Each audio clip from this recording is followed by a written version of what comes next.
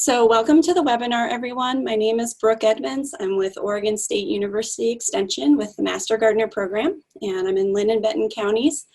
And I put together this webinar series as a continuing education for our Master Gardener volunteers, but it's also open to the public because a lot of these topics are incredibly interesting and affect gardeners all over the country. So I'm really pleased to have our speakers today, and I'm going to just do a little stop share here and it'll pull up our videos. There we go. And so I have a little introduction like I normally do, and then I'll let them go ahead and pull up their presentation and take it away from there. So we have two speakers joining us today, and this is another one of our ones where we've been able to invite one of our graduate students from Oregon State to present some of their research, and this is really exciting because you get like the first look at what's happening coming out of OSU. So I'll introduce her first. So this is Linda Tucker Serniak, and waving there. And so Linda has a master's degree in biology from Bloomsburg University, where she studied Japanese knotweed on riparian bird communities, and then came to Oregon State, where she's a PhD student, and she's researching effects of introduced earthworms on soil carbon dynamics. So that's a little bit of what she's going to share with you today. And then our second speaker is her advisor, Sam Chan, who is with the Oregon Sea Grant. And so if you're not familiar with what Sea Grant is, I'm hopeful that they will explain that in their presentation, or during the Q&A we'll be able to share what Sea Grant is. And so he is an expert in aquatic invasive species and aquatic ecosystem health, and provides public education about managing the spread of marine invasives and conducting research and doing educational programs. So we're really lucky to have them both here today to be sharing on this topic of Asian jumping worms.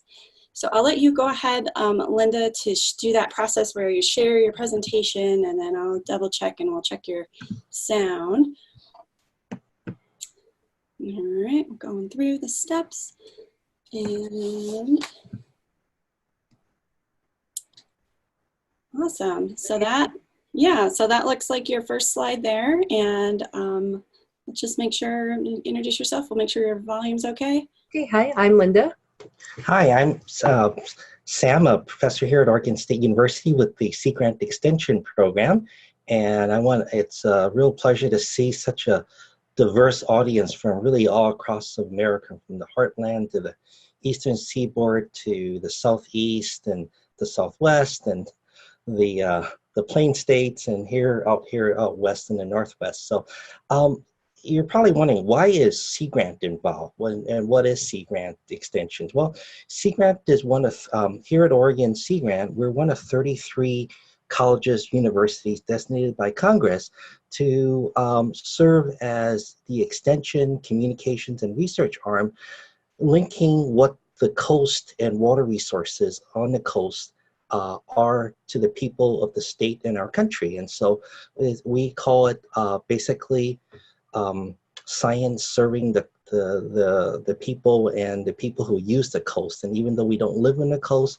a lot of our climate, everything from climate to fish and recreation, are all part of the coastal system.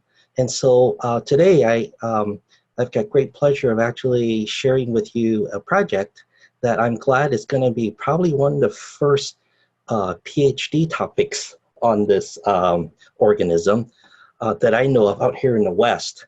And the reason why we are interested in it from the Sea Grant perspective is that one of our areas deals with how invasive species spread. And this is one of those worms that we believe are being spread primarily by the fishing bait pathway, which is, you see later, these actually tend to have a lot of movement to them, and as such, fishermen have grown fond of them as fishing bait worms.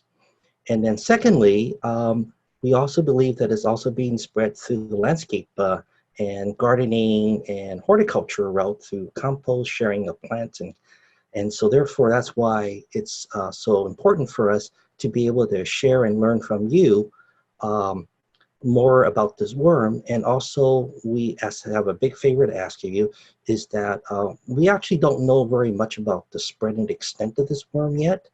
And so we would hope that that you would be our eyes and ears on this on this science project, so that we start learning more about it. And with that, I'm going to turn the screen over to my very capable graduate student, Linda Tucker. All right, thanks, Sam. So everyone, welcome. I'm really glad to see so many people from all over the place. I didn't see anyone from my home state of Pennsylvania, though. Hopefully there might be a few of you in there. But yeah, jumping worms. So Asian jumping worm is what we usually call them, but you might know them by a different name. Some people call them Alabama jumpers. That's usually how they're marketed on websites that sell them. And a really fun name is the crazy snake worm, which is what a lot of what you usually see in the media by NPR and just different news outlets, because they kind of do move like a snake, and they're kind of crazy with their movement. But what's important is they're all part of this genus called Amynthas. And there's actually more than one species. There's Amynthas agrestis, Amynthas gracilis, Amynthas tokyoensis, and they all look pretty similar on the outside, and they all have the same kind of movement, but they actually are different species. And then there's, you know, other species that live in parts of Asia, but those three are the main ones that we see here in the US. So you might, if you've never seen one, and you're not super familiar with earthworms, you know, at first glance, they might just look like, you know, your average earthworm. You might even go, oh, that looks kind of like a nightcrawler. They're kind of big, they're kind of brown. But they're actually pretty unique and really unlike a nightcrawler. So one of the really defining characteristics of them that makes it really easy to tell them apart from other worms is something called the clitellum. And that's that band that you see around earthworms. And that's actually a reproductive structure. They basically grow that when they become reproductively mature. So on these jumping worms, the clitellum is actually super smooth. It can be kind of a creamy white or more of a beige color. And it's really flush with their body. And again, very, very smooth. And they also have this structure called the prostomium, which is basically the very first segment on their body, and it goes right around their mouth. So that's basically where they're going to be feeding from. And it's actually super, super big on this particular earthworm, and I'll show you that in a moment. So just to go back to that clitellum. So here's a comparison between the Canadian nightcrawler and the jumping worm. So you can see on the nightcrawler, European nightcrawler. Well, the Canadian one is European too. There's two different nightcrawlers, European and Canadian, but they're both from Europe, but they grow the Canadian ones in Canada. So if you see Canadian nightcrawler, it's actually not originally Canadian. But anyway, so if you look at the nightcrawler, that clitellum is, you know, it's kind of bumpy. It's kind of similar in color to the body of the nightcrawler. Whereas with the jumping worm, that clitellum is very different colored, and it's very smooth, and you can see it's very flush. So that's a really great way to tell jumping worms from other earthworms. And then I have just a really quick video here where you can kind of really see the clitellum in detail, and you can see that prostomium, that mouth on the end. It's really, really big, and it kind of looks like, I don't know, something out of science fiction, the way it moves its mouth around. It also has, you know, kind of an iridescent sheen to it, so it's actually kind of a pretty worm almost, you know. But you can see that clitellum, how it's really a really smooth band that fully circles the worm, and that's really diagnostic for this species. However, they don't always have that band, because when they're immature, they're not reproducing, they're not going to have that band yet, and that can make it a little more difficult to identify them. But whether they're immature or sexually mature, they're all going to exhibit the same movements. So here is an awesome video I took actually in my kitchen after it jumped out of my hand, and this is super unique to this species, how they move. And they just, you know, when they're disturbed, they just kind of go crazy, which is why they call it a crazy snake worm. So a lot of worms are going to, you know, wiggle a little bit when you put it on the hook. They're kind of going to freak out because you just stabbed them. You know, things like red wigglers wiggle a little bit, but nothing moves quite like these worms move. Okay, and then here's another video where it's actually going to jump out of my hand. And there's a little bit of audio playing with this, so it might be a little bit loud if you have your volume up.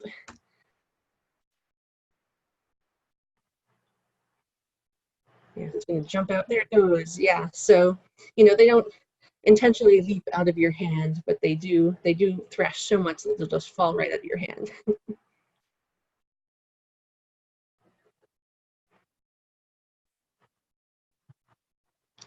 Yeah, so that's pretty unique and pretty amazing, and you know they're actually kind of fun to handle because of that. But that's super diagnostic for that species. And Sam mentioned they're great for fishing, so we actually popped a few of these into the water just to see, you know, how active they were once they were in the water. So here they are, wiggling around. Yeah, so they are quite active. One website that sells them claims that they will stay active for 30 minutes. I have not tested this. I don't want to leave a worm in the water for 20 minutes, but that's what they claim. So they are very attractive for fishing. So you might be wondering where they come from. So one common name is the Asian jumping worm. So they come from Asia. Specifically, they come from Japan and the Korean Peninsula. So you can find them basically throughout, you know, northern Japan to southern, through all of Korea. You know, the climates are ranging from subarctic to subtropical and basically everything in between. So, you know, that's a lot of climate variability. You know, way up in Hokkaido, it gets very, very cold in the winters and they do just fine. All the way down in Kyushu, it gets very hot in the summers and they do just fine. And they can actually live in a wide variety of habitats in Japan and Korea. You know, they live in both deciduous and evergreen forests. You can find them in grasslands. You can find them in agricultural fields, urban gardens, arboretums, just little dirt piles that are lying around. They're basically everywhere. They do quite well. They reproduce. So that's somewhat worrying from an invasive species perspective, just because they are so good at living in so many different kinds of habitats with so many different climates.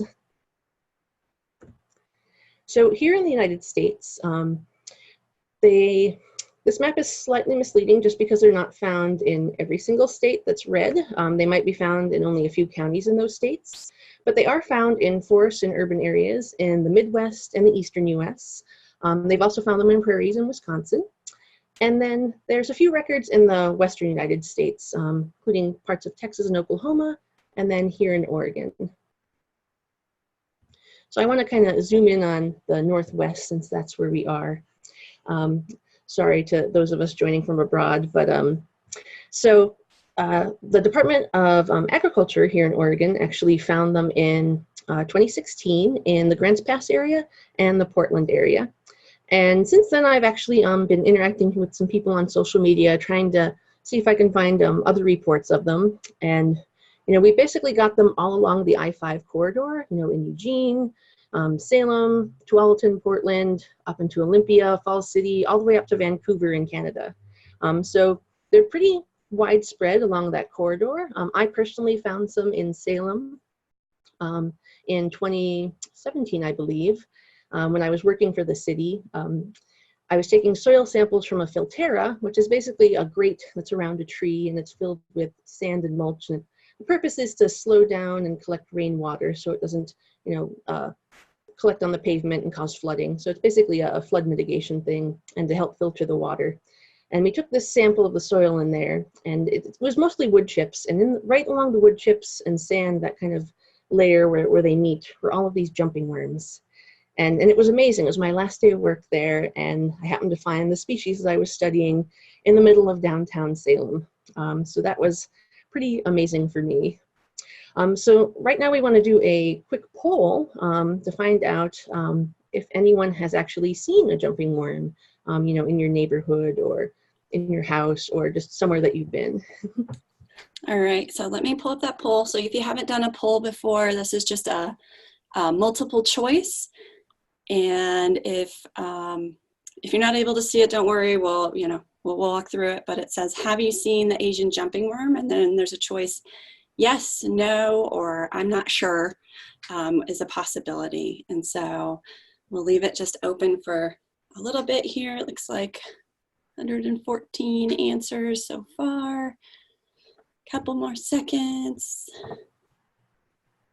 Yeah, I know sometimes it's hard. The box ends up behind another box. So, all right. So I'm going to go ahead and end that poll. Thank you for answering. So I'm not sure if you can see that, Linda, but it is yes is 17%, no is 62%, and I'm not is 21%. Okay, so, okay, yeah, I see it now. So we had 24 people, 17% said yes. Awesome. Or not so awesome, I guess, because it's an invasive species, potentially. But yeah, that's really interesting. I know this worm is getting a lot more media attention, so people are becoming more aware of it. So we hope that if you have seen it, that you'll be able to report that. At the end of the presentation, we'll talk a little bit about reporting. Because as Sam mentioned, we definitely need everyone to be our eyes and ears. You know, people who are researching obviously can't be everywhere. Your local invasive species council can't be everywhere, but you are everywhere, and you can help us out. So getting into a little bit about their biology. So most of you are probably gardeners, since this is Master Gardeners. So you're familiar with annual versus perennial. So this is an annual species. They live for about a year. In captivity, they might live a little bit longer, but basically a year is how long their life cycle lasts. If you compare this to a nightcrawler, they live, you know, about 10 years. So it's a very different strategy. They grow, they eat, they become sexually reproductive, they make cocoons that have more worms, and then they die. So that's their whole life cycle. They're also considered an epiendogic earthworm. So if you're not familiar with that terminology, in the 70s, they came up with this classification system for earthworms. So anesic earthworms, which are night crawlers or that kind of worm, are basically these worms that are very large, and they form these deep vertical burrows. They can be, you know, up to 7 feet deep, actually. And these are permanent burrows that the worms are actually kind of territorial about. And they'll use the burrows to come up to the surface, you know, grab some litter, drag it down, and then feed upon it. An endogic earthworm is actually going to live closer to the surface, but they're not actually going to be on the surface. They're just going to be in that topsoil layer, and they're going to be moving through horizontal burrows, and they're going to be feeding on the soil. And then there's epigic species. Those live on the surface. They eat the leaf litter that's up there. They don't make burrows, and they're usually pretty small. So you'll notice that I said that these worms were epiendogic. So they actually don't fit into this kind of neat and orderly classification scheme. You know, they spend a lot of time on the surface eating litter, but they can also form temporary horizontal burrows and feed on the soil as well. And they've been found about maybe 11 to 12 inches below the surface. I don't think that there hasn't really been much research into how deep they go, but one paper I found in Japan actually found that they went down as far as 11 inches. So that's reasonably far, but not nearly as far as something as like a nightcrawler is going to burrow. So these worms can also live at super, super high densities. Some of these papers that have come out, researchers on the East Coast and Midwest have found them at densities as high as 200 worms per square meter. That's a ridiculous amount of worms in a small space. If you compare that to some of our European species, like the nightcrawler is maybe 15 individuals per square meter. The red worm is maybe 25 per square meter. So that's a lot less. And so that's part of the concern, is that you're being able to put so many of these worms are going to be in one spot, and they're going to be eating litter. And you know, they're not really tiny worms. They can actually be quite large, and they can eat quite a lot. So that's one of the concerns, is that they're just going to eat a lot more than these European species are, and there's going to be so many of them. And something else that's interesting about them, so it's not true for all species of jumping worms, but several of them can actually reproduce asexually. So Amynthas agrestis is the jumping worm that is kind of most common that they've been finding, and what we have here in Oregon. And they can reproduce asexually. They're basically cloning themselves. They don't need a mate to make more worms. So that's another reason why it's worrisome as an invasive species, because, you know, one worm can easily turn into many worms quite quickly. So a little bit about what effects have been observed, and, you know, why we're worried about them. So I've been talking a little bit about leaf litter. So the worms eat a lot of leaf litter, quite a bit. They're very hungry. They eat a lot. And basically all earthworms, when they're eating the litter, they're breaking the litter down into smaller pieces. This gives it more bacteria, more access to it, which are going to break it down further. And they have bacteria inside their guts. There's bacteria out in the soil. And basically what's going to happen is the leaf litter is getting smaller. The bacteria can help convert different forms of like nitrogen and phosphorus from a plant unavailable form into a plant available form, which actually sounds really great for plants. You know, if you're thinking about gardening, you want your plants to have access to lots of nitrogen and phosphorus and whatnot. But this is really only good for some plants. Invasive plants in particular love having access to lots of nitrogen and all of those minerals, and they actually tend to grow more in the presence of earthworms. But something that is slow growing, like a tree, isn't really going to be able to take advantage of that because it's not taking up quite as much. And actually those plant available forms of these minerals, of these nutrients, are actually more prone to being dissolved into water. So when it rains, they can mix with the water and then actually be carried out of that system. So it's kind of like if it's not being used, it's going to actually potentially be lost with the water. So that's one of the reasons why these changes to the nutrient cycling are potentially really worrisome when you introduce a species like an earthworm.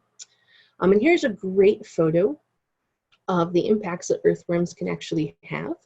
So on the left-hand side is an uninvaded forest. You can see the understory is pretty green. There's a lot of saplings in there. There can be lots of shrubs, just a lot of understory plants. If you look on the right, we actually have an invaded system, and there's very little growing in the understory, and you just see that leaf litter there.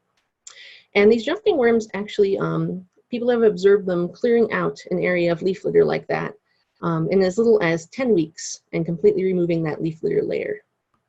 Linda, can you share where that location is? This one is in, I believe this is Wisconsin. Don't quote me on that because I forget now, but I'm almost certain it's from Wisconsin because they do a lot of jumping worm research out there. I think we have someone from Wisconsin watching right now. But I'm about 90% certain this is from Wisconsin, but it's definitely from somewhere in the Midwest. And also the rapid leaching of nutrients are one of the drivers for the toxic algal blooms, so harmful algal blooms. So that's one of the other reasons why we are concerned about this worm, because their impacts on water and also for safety for our pets and animals and ecosystem. Thank you, Sam. So here's a kind of a close-up of the worm, and kind of behind it are the castings. So when it eats all of that leaf litter, it leaves behind these castings in its place. So these castings are really dry and crumbly. People often describe them as being like coffee grounds. And these are a bit different than like night crawlers, which leave kind of like little piles of their castings, whereas the jumping worms kind of just, they leave their castings everywhere. They're all over the place. Like your entire soil layer will just turn, it'll be completely covered with castings. And these castings are actually hydrophobic. Hydrophobic means, you know, like not water loving. So water doesn't really readily pass through it or kind of get absorbed by it. So that could be kind of problematic for your garden, for example. If you have all this dry, crumbly worm castings in there that's not helping hold any water, it actually could potentially have some negative effects on your gardening soil and, you know, and soil in general. Also, thinking about the plant growth that I was talking about on the previous slide with those understory plants, anecdotally, we've received some reports about these worms having a negative effect on grass. People's grass kind of turning brown, getting really thin and dying. So part of my research here at Oregon State, I'm looking at these carbon cycles, but also at how it affects the growth of perennial ryegrass and red clover, which are actually two really important crops in the Willamette Valley. We have, I think Linn County is the grass seed capital of the world. We produce a ton of perennial ryegrass. So part of my research is finding out, you know, are these worms beneficial to the ryegrass? Are they detrimental to the ryegrass? Do they not make a difference at all? Because it's really important, you know, if like these reports we've seen, if the worms actually, you know, are really bad for the grass, and I find that in my research, you know, that's really, really, really worrisome for, you know, local farmers whose whole livelihood is based on producing this grass seed, and they're going to want to take steps to kind of keep these worms out, maybe become partners with outreach. Because yeah, we definitely don't want to spread these worms, but if they're going to have a really bad economic impact, we definitely want to take a lot of steps to keeping them at bay. So that's a big part of my research, is trying to figure out how these are going to, you know, affect our local stakeholders. And, you know, that could be applicable to other agricultural systems too. So that's part of my research anyway. I'll talk a little bit more about more of my research in a moment. So kind of moving forward that leaf litter idea, leaf litter can contain different kinds of metals. So they actually found in Vermont that the jumping worms there were bioaccumulating potentially hazardous levels of mercury and cadmium that would be kind of poisonous to anything that's eating them. So different things that might eat jumping worms could be different kinds of ground foraging birds. You know, if you think about robins or different kinds of thrushes or ovenbirds, anything that's foraging on the ground. If you think about moles, frogs, salamanders, you know, our amphibians are, you know, kind of in decline. They're threatened by a variety of factors, and this could potentially be another threat to them, having this earthworm that they're eating that could potentially poison them, and there's so many of them. And they might ultimately be outcompeting some of the other worms that are there, which I'll also talk about in a moment. But, you know, it's really worrisome that they could, you know, potentially be toxic to a variety of wildlife. And also, one of Sea Grant's concerns, did you want to talk a little bit more about this, or should I? Okay, I'll be happy to. Okay. So one of our concerns is that you all have heard about mercury in fish and how that can impact our health, especially for women who are pregnant. And so one of the good things about a lot of our fish is that off our North American coast is that mercury levels tend to be low. And one of the reasons why mercury levels tend to be low is because our soils, our forests, and our agricultural soils tend to have a high amount of organic material. And this organic material tends, like leaf litter, tends to be a sponge for atmospheric deposition of mercury and also from natural mercury that is actually part of our system. And so that litter layer, the organic matter, holds on that mercury in its elemental form and prevents it from becoming what's called methylated mercury, which is a biological form of mercury. And that's really the very toxic form of mercury.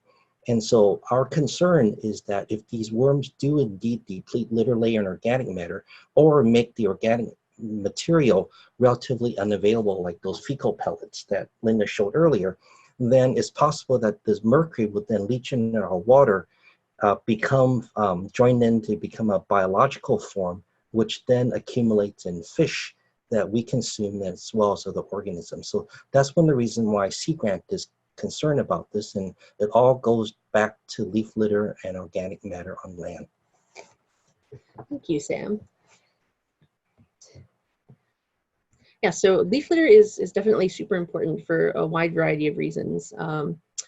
And so leaf litter is actually a habitat for a lot of different species, like salamanders use it as a home, birds nest in it. There's a lot of reasons why leaf litter is awesome. And basically, if the jumping worms are going to be depleting all of this leaf litter, that's going to have a negative impact on things like salamanders, or maybe even frogs, or ground nesting birds. And they've actually done some research on this, at least with some with European species, some with jumping worms. They've actually found that they've had a negative impact on salamanders, and European worms have had a negative impact on ground nesting birds. And in terms of other things that eat the leaf litter, millipedes are another common species that eats them. So they've actually done a little bit of research out in the east, where jumping worms have in fact been competing with the millipedes, have decreased their abundance, and basically are outcompeting them for this resource. And that's something that we are kind of concerned with in Oregon too, because we do have a lot of millipedes living in our forests, eating the leaf litter that we have here. And in terms of other worms, a lot of our earthworms that we have around the country are actually not native species. The European worms are all over the place. We do have native earthworms, you know, here in Oregon, for example, in the Northwest. East Coast, in the Northeast and the Midwest, there aren't any native earthworms. So competition between native species isn't a huge issue there. But in terms of those European species that are basically everywhere, there is a possibility that these worms are going to compete with them and displace them. Which you might be going, yes, get rid of those invasive European worms. But that's not necessarily awesome, just because these are going to be eating so much more leaf litter. We've already seen problems with those European species completely depleting the litter layer and having negative effects. If our jumping worms replace them, they might have even greater negative effects. So part of my research is going to be looking at how the jumping worm is competing with the nightcrawler Lumbricus terrestris, which is a very common species that's found all over the US, just to see if, are they going to coexist? Is one going to replace the other? And they've seen a little bit in, I believe, Wisconsin, that the jumping worms are actually replacing some of those European species. So hopefully with my research, I'll get to have a little bit more, research that a little bit more detail, how they're affecting each other. Are they affecting, the growth of one another or the reproductive output, things like that. So yeah, that's my research. Let's see. So let's get into pathways of invasion, since this is a really important part that we want you to really think about and what you can do.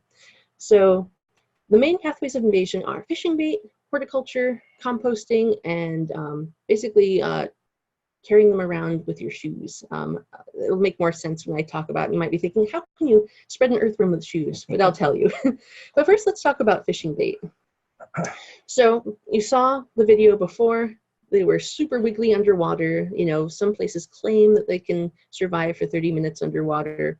These are sold on a lot of websites as fishing bait. This is just a screenshot from one of them. It's a superb fishing worm. They're very active, sure to attract fish with their movement. They're so active that, true to their name, they will literally jump out of your hand when you pick one up. So people are selling these, people are buying these. These are being transported all over the country and being potentially sold. They can be sold in bait shops, but even just anyone can go and order these earthworms on a website. You can get about 1,000 of these for $60 or $70. They're on eBay. They're on various worm websites. So this is a very easy way for these to be spread. We're not encouraging you to buy them. We're not encouraging you to buy them. We're just letting you know that this is, you might, have a friend that says, check out these fishing worms that I just got. And you'll look in the cup and you'll give one a poke and it'll wiggle around and you'll know exactly what it is. So this is a major pathway.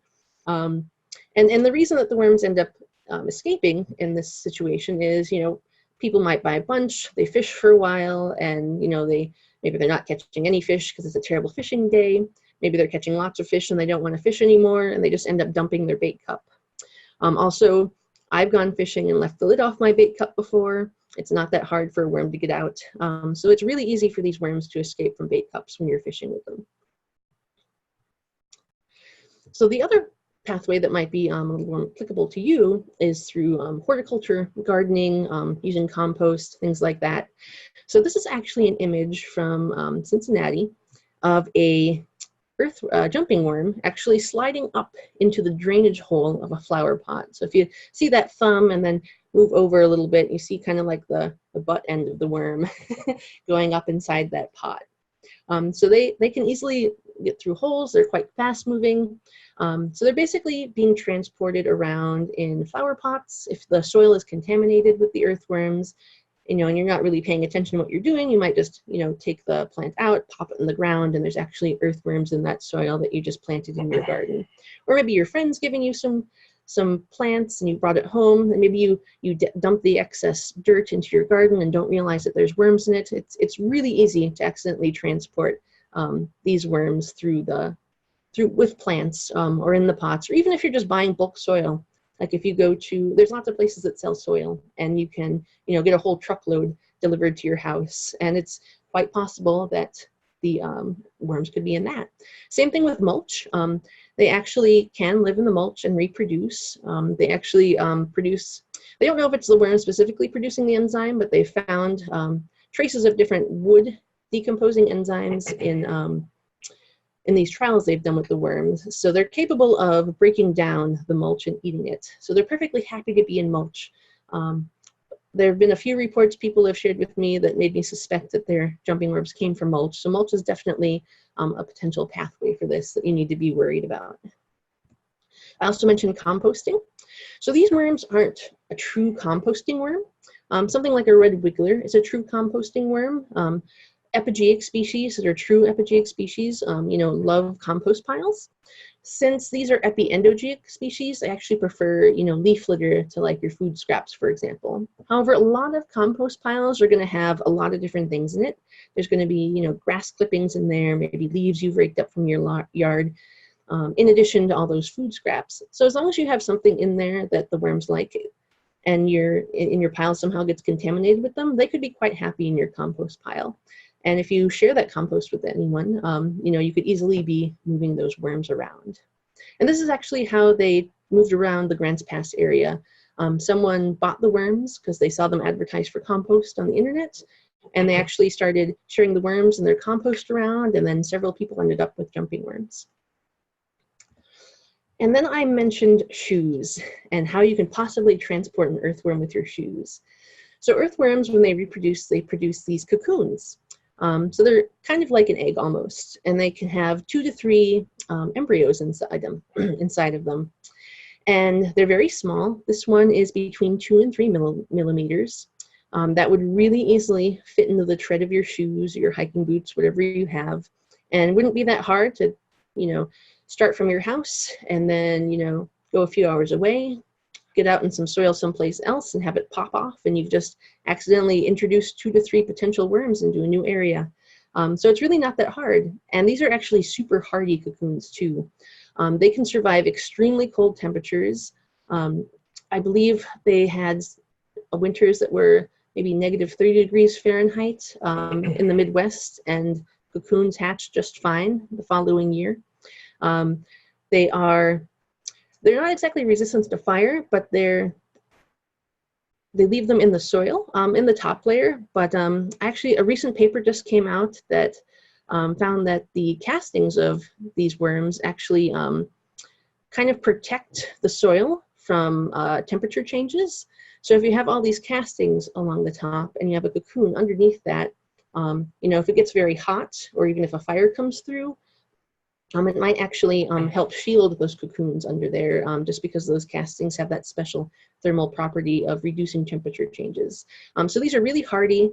This is really the part where it's really easy to spread. It's a little easier to see the adult earthworm just because they're pretty big. They wiggle around. You can see them. They're very easy to see. These cocoons are super tiny. You might not even realize what it is, and it's just really easy to spread. So this is a really good point to talk about where else they're impacting, not just in the gardens, but also possibly in public lands like in the Smoky Mountain National Park is where this worm is found, and the National Park Service is quite concerned about it. So think about how that can spread in a national park. Mm-hmm. Yeah, so things that you can do to prevent their spread, thinking about the worms themselves and their cocoons. So you definitely want to keep your gardening tools and your shoes clean. You want to inspect them, especially for cocoons, especially if you're going to be moving them from, your personal home to somewhere else. Tools are probably less of an issue than your shoes, but your shoes are a big one, especially if you have those cocoons around. You also want to avoid moving and sharing soil, mulch, or compost, because those are, again, really easy vectors to transport worms without realizing it. Commercial compost is usually heated. And they've done a little bit of research with this and found that the level of heat is usually sufficient to kill the cocoons. But again, they might not get all of the cocoons when they do that. So it's still potentially a risk, but the risk is a lot lower with commercial compost. But backyard compost is definitely kind of risky if you're going to be sharing that. And definitely, if you know you have jumping worms, definitely don't share any of this stuff with your friends, because there's a very high likelihood of you spreading them around. You also want to inspect plants from nurseries before planting. When it comes to the adult worms, this should be really easy. They're easy to see. It's a lot trickier when it comes to the cocoons, just because they're so small. But do your best. Try to make sure that there's no cocoons or earthworms in there. And then the last thing is, learn to identify the jumping worms, which you've hopefully done today. And spread the word to everyone else. The more people who know about the threat of the jumping worm and understand how to identify them, what they look like, and the potential problems they could have, the better we'll be. And we're kind of at the stage in Oregon anyway, where we only have a few isolated incidences of these jumping worms. So if you look at this curve, we're kind of on the left-hand side where it says entry of invasive species. So we're, a little bit past the prevention thing in some parts of our state. In other parts, we are at the prevention state. So at the bottom of the graphic, it kind of talks about economic returns. So prevention is something that you put a little bit of effort and money into, and you reap giant rewards.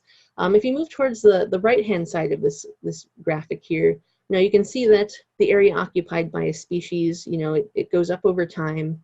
And, we no longer are preventing, we're trying to eradicate. At some point, your population becomes so big that you can only contain it. And then at some point, it's so widespread that you're basically just, working to keep certain areas free of these, of whatever it is you're thinking about, whether it's a plant or a worm or a fish or anything like that. In the Northwest, Himalayan blackberry is a great example of something that got super out of hand, and we're working on acid-based protection. And basically, it's just a never-ending battle. So it's a lot better to go back to the left-hand side of the graph where we have prevention, because it's only a little bit of effort, and you get lots of rewards out of that.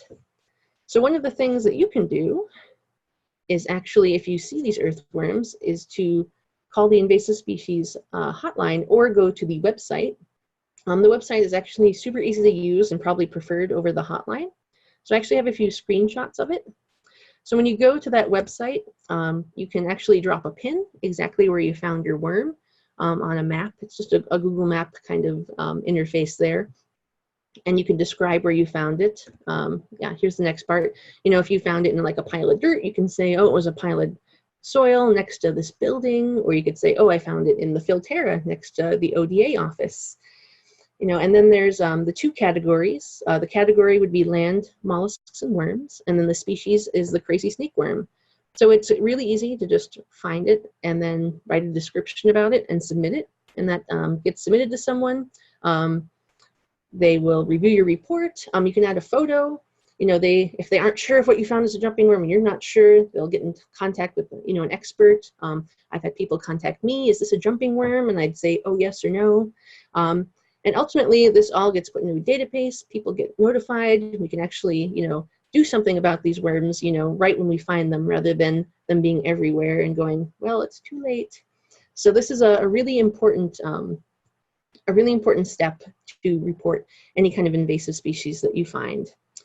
And again, did you want to add something? Yeah. So for those of you who are not in Oregon, you can actually go on the website. It's called IMAP Invasives, IMAP INVASIVES, IMAP Invasives, and you can report it that way, or you can work with your local extension office, your master gardening contact agent, and let them know about it. And the key thing is, if you see it, do report it, because even though your state might show red, like Wisconsin and Oregon, it's not everywhere. And being able to know where those areas are really allows us to begin learning, and also for you to do your part in helping to prevent the spread of this worm until we learn more about really all its pros and cons. Because right now we're seeing a lot of cons. Maybe there might be some pros, but the key thing is that let's not take that risk. Yeah, that's a really great point. A lot of species that are, not native to an area, automatically people do the invasive stamp on them. And to be invasive, they really have to have some kind of a negative impact. In a lot of cases, we simply don't know when we get a species, well, what impact is it going to have? Well, I have no idea. And you don't want to wait to find out if it truly is an invasive species or not. And in the case of the jumping worm, we found, East Coast, Midwest, it is having negative impacts. Maybe it won't have an impact here. We don't know. We don't want to take that risk. It could even have a positive impact. But again, we don't want to just say, okay, and, get further along that invasion curve and then find out when it's too late that it was a really bad idea. So yeah, it's super important.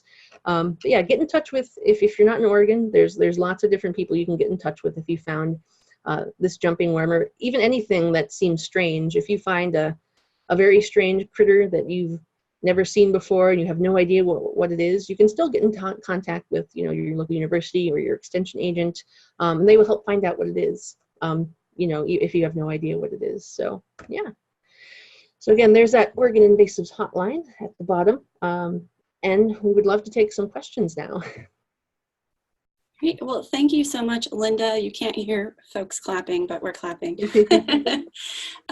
So if folks that are listening in, if you have a question for the presenter, if you could please use the Q&A box, that will help us keep track of the questions. And also, if we sort of run out of time in the Q&A, we'll be able to follow up then with you directly to answer your question.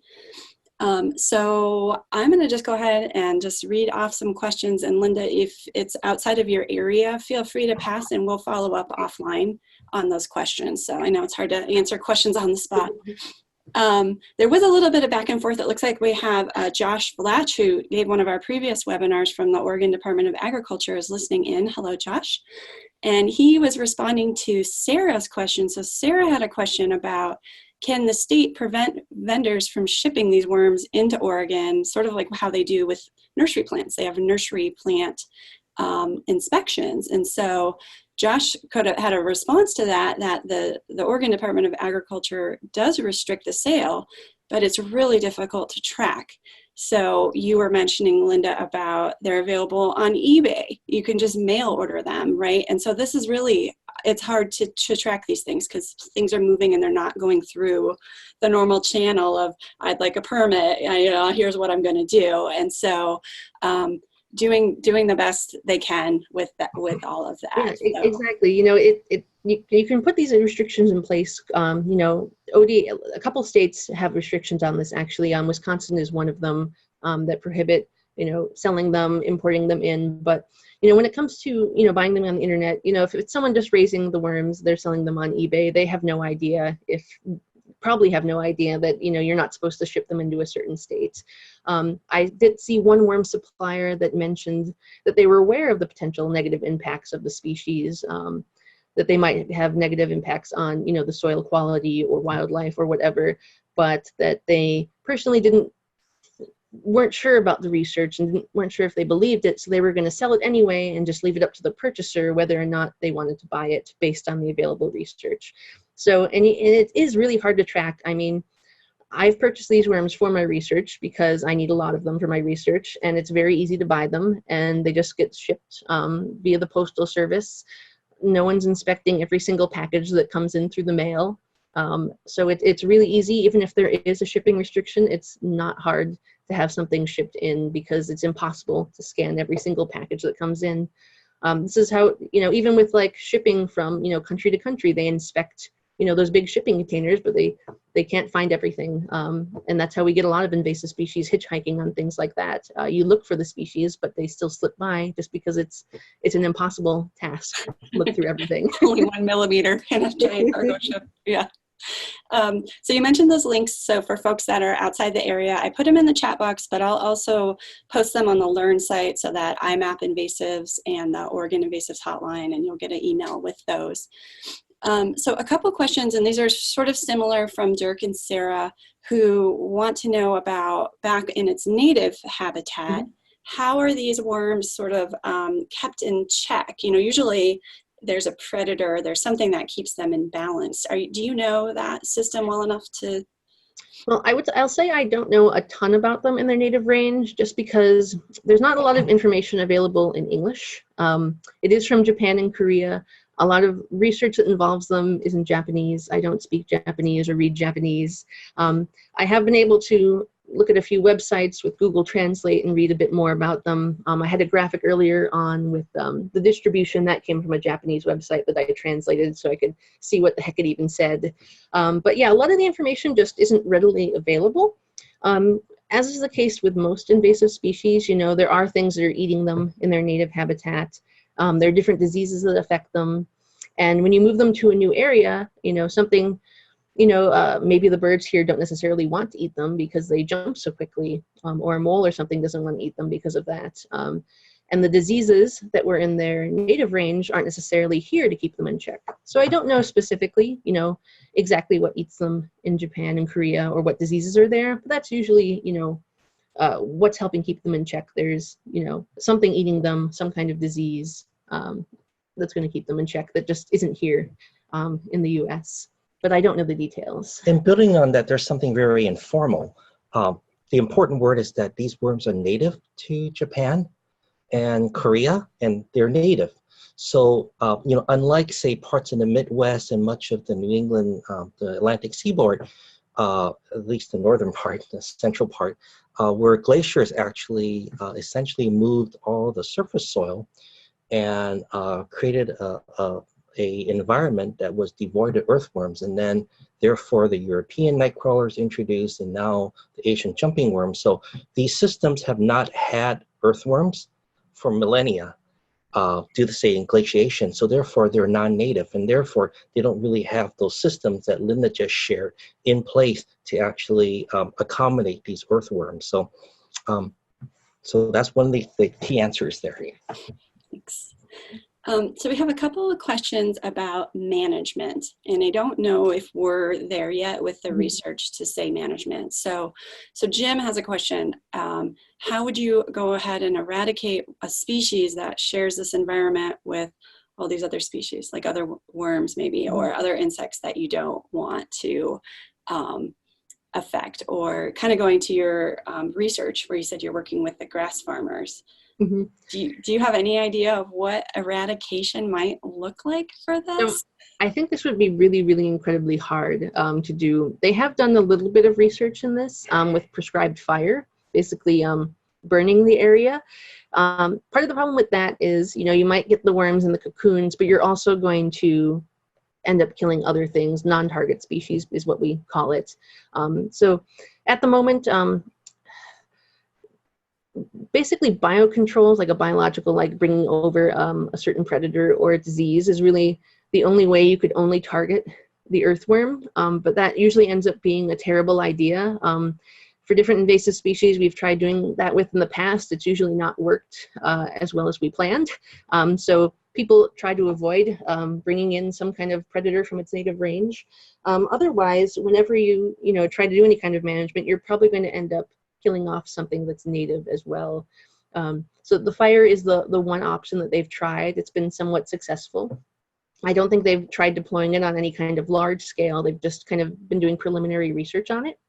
I've heard other people talk about using different kinds of chemicals that are irritating to the worms. I can't think of the specific one off the top of my head, but it's basically something that if you pour it on there, it's going to kill everything that's in there, not just the worm. So anything that you really do to kill these worms is probably going to have an impact on a lot of soil dwelling species.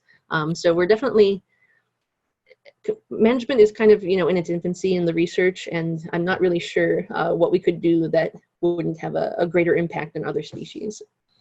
Yeah, it's sort of like that soil fumigant question that, where a lot of that was a management strategy for a lot of things. And when it's no longer available, other species get out of whack, but yeah. I think the other important thing is to make sure that we actually maintain the health of our soil and the systems that we have, because there are other organisms in the soil, and hopefully in that process that there will be habitat that these other organisms are able to maintain their niche in, along with these worms. And so that would be the key. Yeah, so we had two questions, from one from Valerie and one from Sarah, wanting to know, is there anything beneficial or virtuous about this worm? Well, that's part of my research, is to see if there is anything beneficial. I mean, one of our concerns is, maybe this will have a negative impact on grass and clover seed, but it could potentially have the opposite effect. Some earthworms actually are beneficial for crops. A lot of the research has been on European species rather than jumping worms, because they're a relatively new species, and they have found that they have had some positive benefits in agricultural systems, but that's just agricultural systems. Once you leave that system and go into something like a forest, it kind of flip-flops and has a negative impact. So it really depends on, what you're looking at. If you're an ag person, you might go, yes, earthworms. If you're a gardener, you might go, oh yeah, we love night crawlers. But maybe you'll hate jumping worms because they might, be really bad for your soil. So that's what I hope to find out a little bit more about. So far, I don't think people have found that they've had no effect on some things and then negative effects on other things, but there isn't really a lot where they've said, yes, these worms are awesome. So at the moment, the only virtuous thing is that, maybe they're great fishing bait. Right. A couple of questions that are from gardeners who maybe their particular garden or compost pile is infested. And there's some questions about like the timing of the life cycle. And I don't know if that's well worked out in Oregon. So Lisa mentions that she's been battling these for 4 years, and really she just has to like handpick them and drop them in soapy water.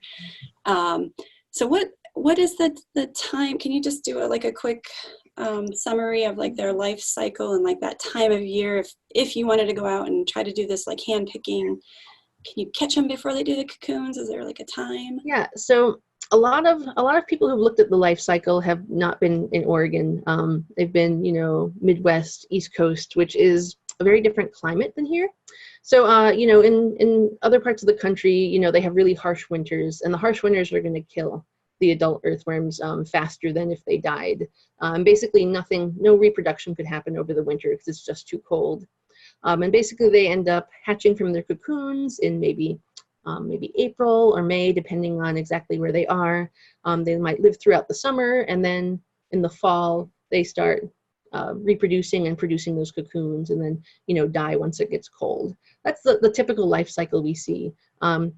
But in a place like Oregon, where it's quite mild in like the Willamette Valley anyway, depending on where you are in Oregon, in the Willamette Valley, we don't have a harsh winter, generally speaking. It really doesn't get that cold. It does get quite hot in the summer, but there are places they can kind of retreat when it's hot. So they actually potentially have the potential to reproduce sooner, just because they can hatch from their cocoon sooner. If you think about, somewhere in the Northeast, it gets warm enough for them to hatch in, maybe late April, when the temperature, I believe it needs to be 10 degrees centigrade. Does anyone know what that is Fahrenheit off the top of their head? That's about 50. About 50 around 55 degrees Fahrenheit is when they start to hatch. So that might happen in late April in, New York, for example. But in Oregon, it can get to that temperature in February. So they might be hatching a lot sooner. And that has the potential to maybe speed up that life cycle. And they might even be able to do kind of like 2 cycles throughout our year in Oregon, just because if they can hatch so soon, they're going to grow. 50 degrees Fahrenheit. Thanks, Sam. Yeah, so 50 degrees. So if they're hatching really early in the year, they might be able to reproduce in June, for example, and those eggs might hatch, in late August or September, and they might actually be able to complete a whole of their life cycle. So this is all speculation because we don't know a lot about their life cycle here in Oregon, just because they're so spotty around the state and in Washington and all that. But it definitely has the potential to be a lot different. So unfortunately, that doesn't really help answer the question about when exactly to look. But if you see the bands on the earthworms, that means they are reproducing. So that will help let you know when they're going to start making cocoons. So if you see worms with bands in September, that's when they're making cocoons. But if you happen to look in your pile in May and you see bands on them, they're reproducing then. So if you can get rid of them before they get the clitella, the bands on them, you're going to prevent the cocoons from being formed because they're not old enough to make them yet. But yeah, unfortunately, we don't know a lot about their life cycle here in the Northwest. Great, thank you. So another comment from Josh, I would promote you to panelists so you could say this yourself, but I don't know how to do that in Zoom. But so he works for the Department of Agriculture in Oregon. He's determined they're too difficult and expensive to eradicate. I mean, that's really like what you're saying, where they're so widespread now. And so the key is exactly what you're saying, Linda, is that don't introduce them to new habitats. Don't bring in, be careful when you bring in new plants and soil, other materials to your yard. If you have them in your yard, don't share them back out. Try to keep them sort of contained, and hopefully this, research will sort of catch up. But if you're one team right over there, so it's hard. It's a resource. It's like any other invasive species. It's always a resource to try to get ahead of things. And let's see. So a lot of folks are posting some interesting sort of public press articles, like from NPR and the Chicago Tribune. And so if I can track those down, I'll also find them. So if you want to take a look, Josh Flatch also shared a more heavy research article about the different species of these Asian jumping worms. So if someone wants to really dive in. Yeah, they're actually really tough to tell the individual species apart. You kind of have to get your microscope out, cut them open, really look carefully at their organs and their structures, because the differences are quite subtle. The number of pores, reproductive pores that they have can differentiate one species from the other. Yeah, so it's quite tricky. Gotcha. So probably beyond what master gardeners have capability to do in our plant clinics, right?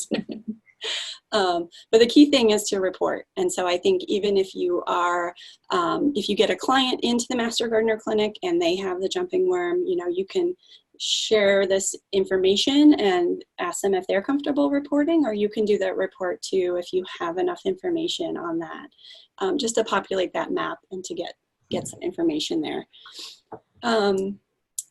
So it looks like we're at our time, and there are still a few questions. So, but we'll get a printout off these, and we can go through. There's a couple of questions about fishing and bait that maybe you can answer from a Sea Grant perspective there. But I do want to really thank you for taking the time to give this presentation. It will be recorded. You're welcome to share this. You know, once that is, our next webinar is September 17th. From another graduate student in botany and plant pathology about are viruses lurking in your backyard cherries. So she'll share on her research. And so thank you both very much. We really appreciate it. And thank you. And you see them, don't be afraid to be embarrassed to report them, because you can actually use your garden as for outreach to share with others. So it's all positive. Excellent. All right. Thank you so much. Bye-bye, everybody.